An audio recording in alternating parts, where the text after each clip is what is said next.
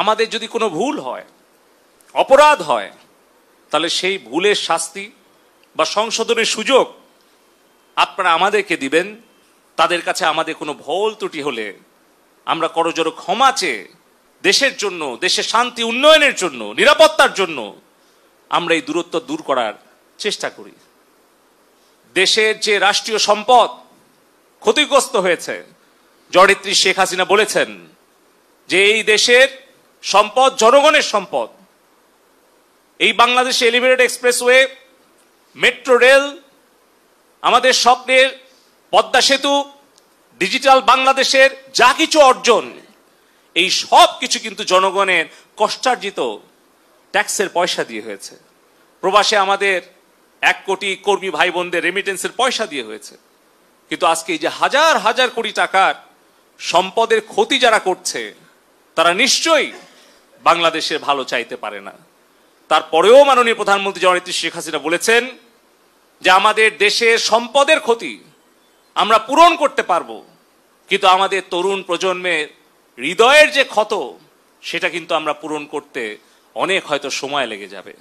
সে কারণে আমি বলতে চাই, আমাদের কারো যদি দায়িত্বে কর্তব্যে অবহেলার কারণে, আমাদের ব্যর্থতার কারণে যদি আমাদের তরুণ প্রজন্ম আমাদেরকে ভুল বুঝে আমাদের প্রতি ক্ষুব্ধ হয়, তাহলে সেই দোষের শাস্তি আমরা পাই।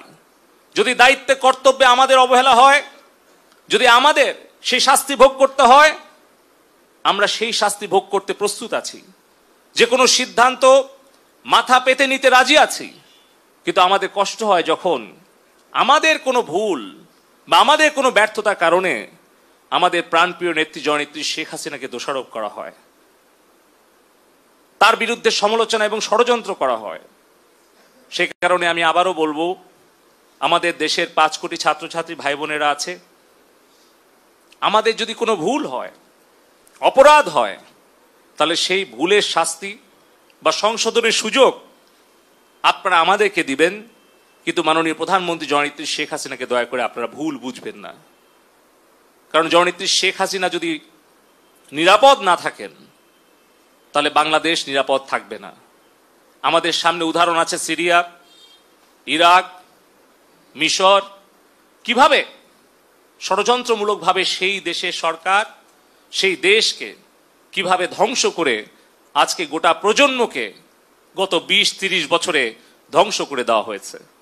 আমরা যেন সেই ধ্বংসের মুখে, সেই ধ্বংসের পথে আমরা বাংলাদেশকে না নেই।